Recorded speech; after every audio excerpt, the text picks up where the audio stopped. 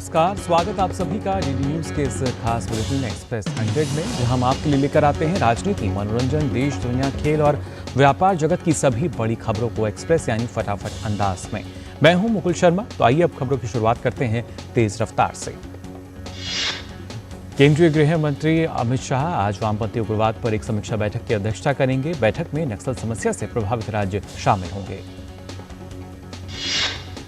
इस महत्वपूर्ण बैठक में केंद्रीय गृह सचिव, केंद्रीय सशस्त्र पुलिस बलों के शीर्ष अधिकारी सहित कई वरिष्ठ अधिकारियों के भी शामिल होने की संभावना है।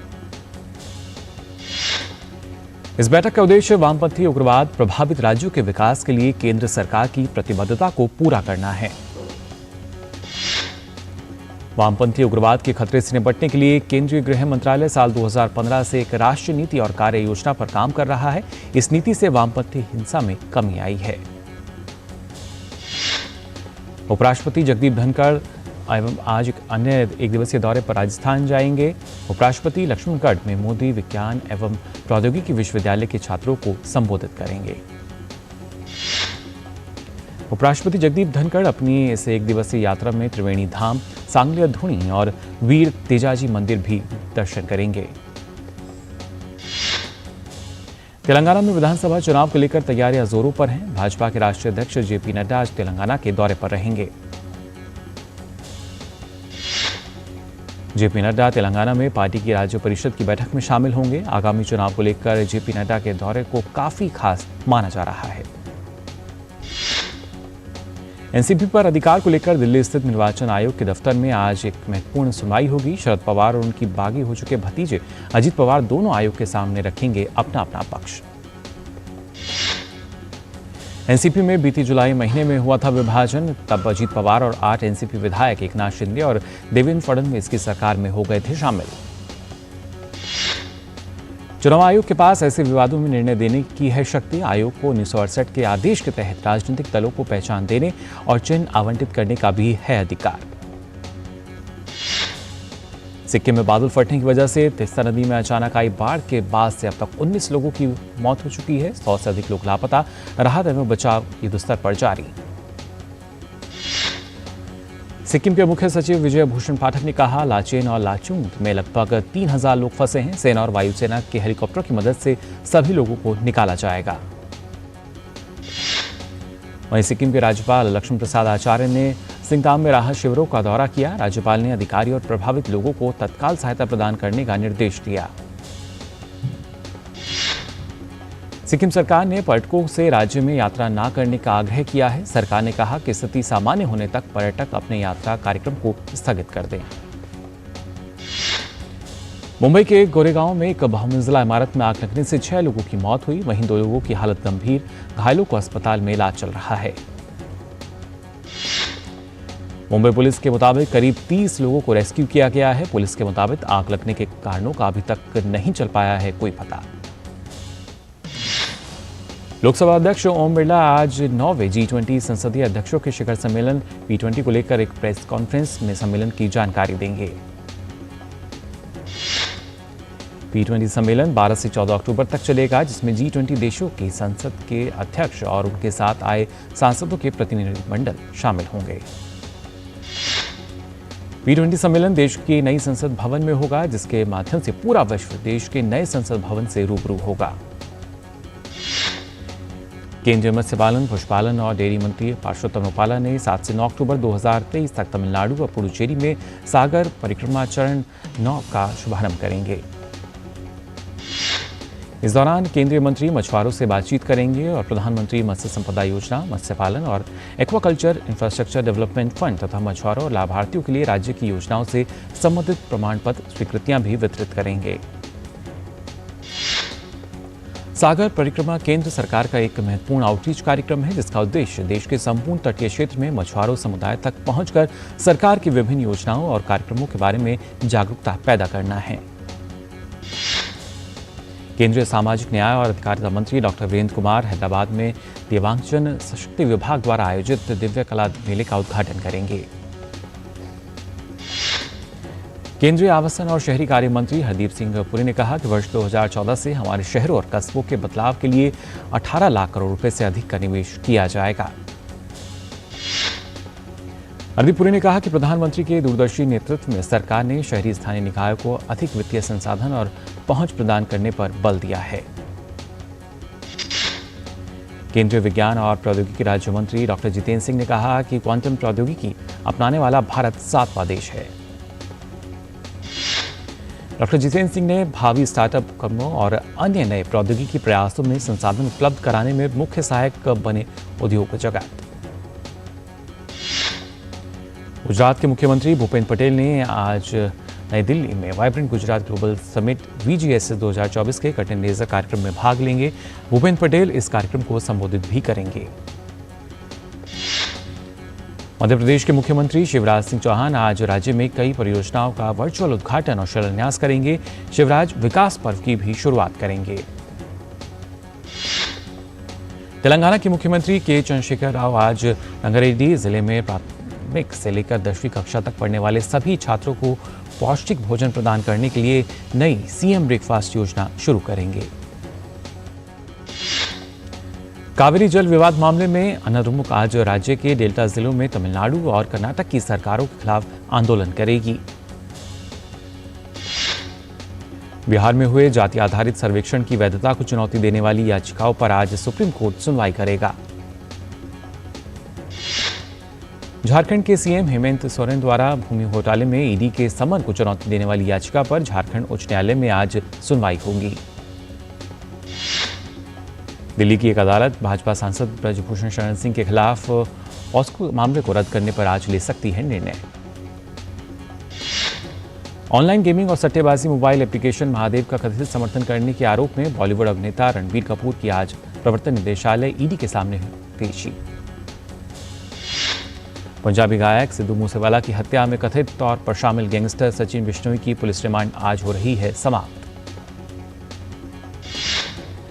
नवाचार की मिसाल पेश करते हुए CSIR CMERA दुर्गापुर ने कृषि क्षेत्र के लिए देश का पहला compact electric tractor CSIR prima ET11 पेश किया। पारंपरिक घरेलू चार्जिंग सॉकेट का उपयोग करके 7 से 8 घंटे में ट्रैक्टर को किया जा सकता है चार्ज। चार्जिंग के बाद 4 घंटे से अधिक समय तक काम करेगा ट्रैक्टर। इलेक्ट्रिक ट्रैक्टर भविष्य में होने वाली खेती में अहम भूमिका निभाने वाला है। ये 500 किलोग्राम भार उठाने और 1.8 टन क्षमता वाली ट्रॉली को खींचने में है सक्षम। और फिलहाल एक्सप्रेस 100 में वक्त हो चला एक छोटे से ब्रेक का। जल्द हाजिर होंगे, आप बने रहिए DD न्यूज पर। मैं क्या जी, सब जानते हैं, जहां दिखे मारियो, अपना समझ के खा लियो। शुरू करो, डालो बुनियाद, घर महल नजर आएगा। वंडर लाइए, वंडर अपनाइए, फर्क नजर आएगा। वंडर सीमेंट, फर्क नजर आएगा। अर्जुन, एग्जाम्स में you made us really proud. अब आगे क्या सोचा है? पापा, मैंने IIT जाना है और इंजीनियर बनना है। थिंक IIT, थिंक विद्या मंदिर। शेयर मार्केट में इन्वेस्ट करें, गारंटीड रिटर्न से लाखों कमाएं। ये लिमिटेड ऑफर सिर्फ आपके लिए। नागिन की आंख में कैमरा फिट होता है। तुम भी क्या बकवास में यकीन करती हो? आप भी तो वही कर रहे हो पापा। शेयर मार्केट में कोई गारंटीड रिटर्न्स का वादा नहीं कर सकता। ऐसा कोई मैसेज, मेल या एड दिखे तो समझिए गलत है। ऐसे स्कीम निवेशक के साथ धोखा है और कानूनन अपराध भी। कितनी बार तो समझाया आपको।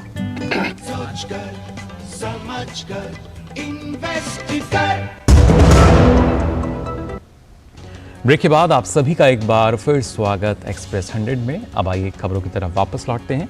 नौसेना कर्मियों को ऑफलाइन रूप में लेन देन करने की सुविधा प्रदान करने के लिए नौसेना और SBI ने नेव कैश कार्ड लॉन्च किया।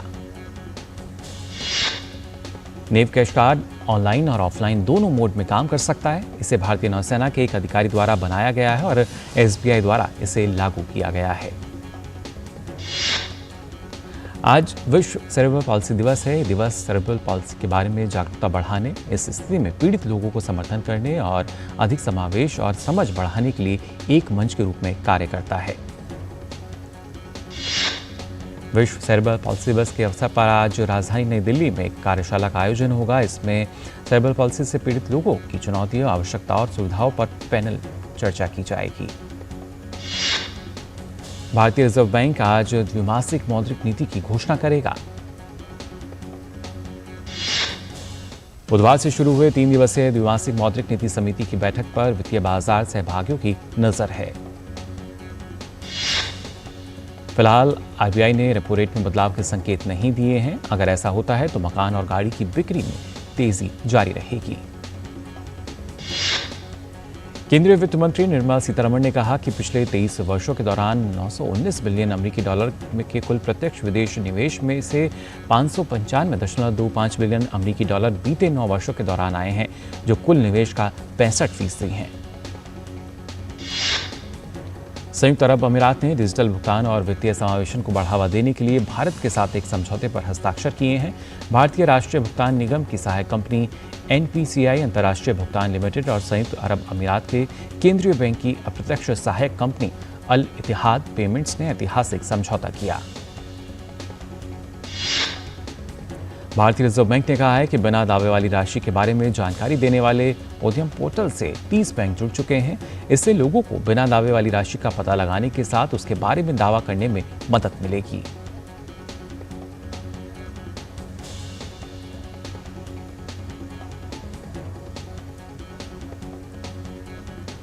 पूर्वोत्तर यूक्रेन के एक गांव में स्मारक सेवा पर हुए रूसी हमले के कारण 51 लोगों की मौत हो गई, जबकि दर्जनों लोग गंभीर रूप से घायल हो गए हैं।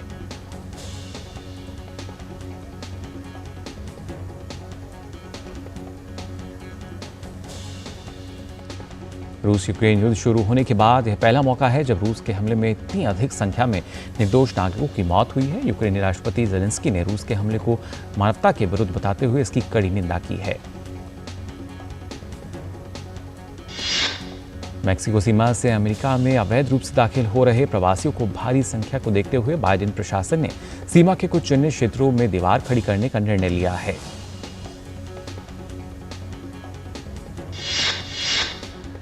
हाल ही में मैक्सिको अमेरिका सीमा पर भारी तादाद में प्रवासियों को सीमा पर लगे रेजर तार को काटकर अमेरिका में घुसते हुए देखा गया था। घटना के बाद बाइडेन प्रशासन सीमा की सुरक्षा को लेकर सतर्क हो चला है।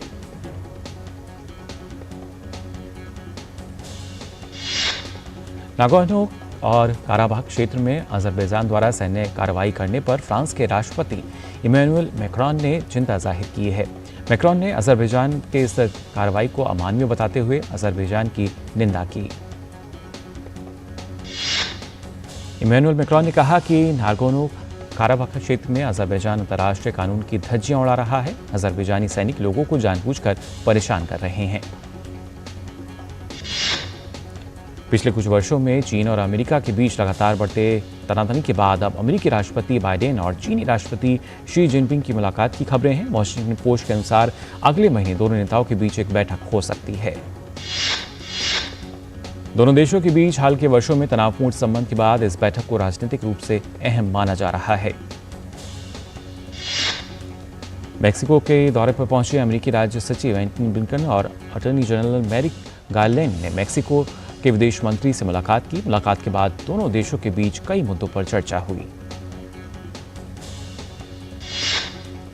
बैठक के दौरान ब्लिंकन ने मैक्सिको सीमा से अमेरिका में प्रवासियों द्वारा लगातार हो रही घुसपैठ पर चिंता जाहिर करते हुए मैक्सिको से इस पर रोक लगाने का आग्रह किया। बैठक के बाद दोनों देशों ने मादक पदार्थों की तस्करी के खिलाफ अपनी प्रतिबद्धता जताई। अमेरिकी राज्य सचिव ब्लिंकन और मैक्सिकन विदेश मंत्री एलिसिया बार्सोनास ने सुरक्षित सीमा के लिए साझा प्रभावी प्रयास का आह्वान किया। अमेरिकी सेनेटर डायने फेनिस्टीन के निधन के बाद सैन फ्रांसिस्को सिटी हॉल में एक स्मारक सेवा आयोजित की गई, जिसमें सैकड़ों लोग शामिल हुए। सिटी हॉल में आयोजित स्मारक सेवा में अमेरिकी उपराष्ट्रपति कमला हैरिस के साथ ही कई लोग शामिल हुए। सेनेटर डायन फेनिस्टीन का पिछले महीने वाशिंगटन डीसी में 90 वर्ष की आयु में निधन हो गया था। बिलबाओ के गुगेनहाइम संग्रहालय में आने वाले पर्यटकों को 20वीं सदी के मशहूर कलाकार पाब्लो पिकासो की कलाकृतियों की प्रदर्शनी देखने का मौका मिला। गुगेनहाइम स्पेन के बिलबाओ में स्थित एक मशहूर म्यूजियम है। हिंदी सिनेमा के जाने माने अभिनेता संजय मिश्रा का आज जन्मदिन है। राष्ट्रीय नाट्य विद्यालय से अभिनय में ग्रेजुएट संजय ने दर्जनों हिंदी फिल्मों में अपनी दमदार अभिनय से लोगों के बीच अपनी एक अलग पहचान बनाई है। 70 और 80 के दशक में अपनी दमदार अभिनय कौशल से लोगों के दिलों पर राज करने वाले दिवंगत अभिनेता विनोद खन्ना का आज जन्मदिन है। बतौर खलनायक अपने अभिनय सफर को शुरू करने वाले विनोद बाद के दिनों में एक हीरो मुख्य किरदार में हिंदी सिनेमा को दर्जनों हिट फिल्में दी, जिसमें खासतौर से इम्तिहान, रोटी कपड़ा मकान, मजबूर, अमर अकबर एंथनी जैसी फिल्में शामिल हैं।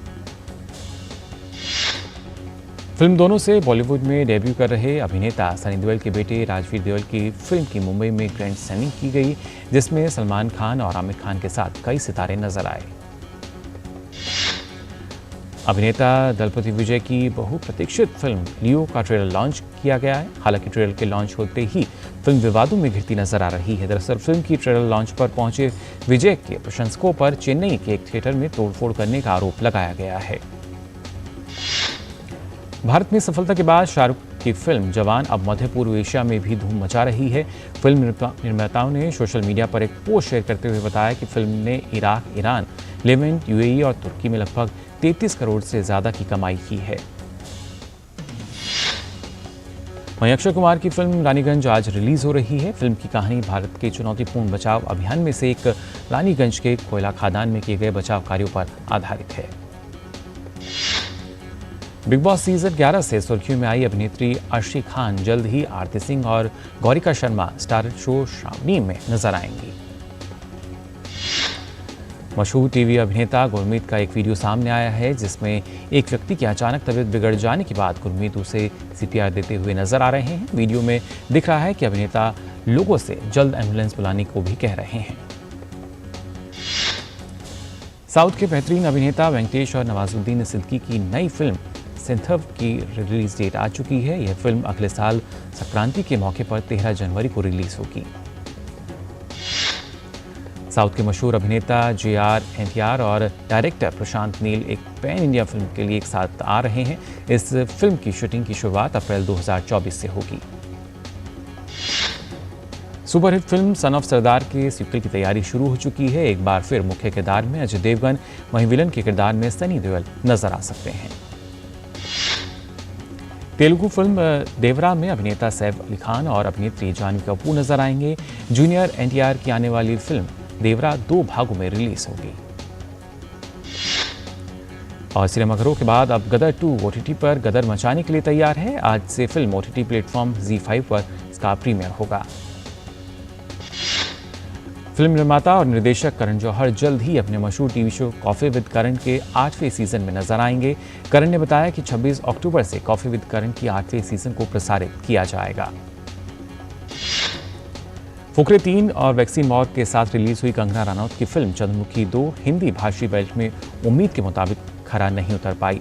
हालांकि तेलुगु और तमिल भाषाई क्षेत्र में फिल्म का प्रदर्शन शानदार रहा। रिलीज होने के एक सप्ताह बाद चंद्रमुखी 2 ने कुल 32.95 करोड़ कलेक्शन ही किया। और इसी के साथ यहाँ वक्त चला एक और छोटे से ब्रेक का। आप बने रहिए DD न्यूज पर। मैं क्या जी सब जानते हैं, जहां दिखे मारियो, अपना समझ के खा लियो। शुरू करो, डालो बुनियाद, घर महल नजर आएगा।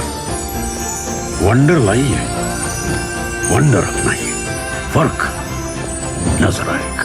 वंडर सीमेंट, फर्क नजर आएगा। अर्जुन, एग्जाम्स में you made us really proud. अब आगे क्या सोचा है? पापा, मैंने IIT जाना है और इंजीनियर बनना है।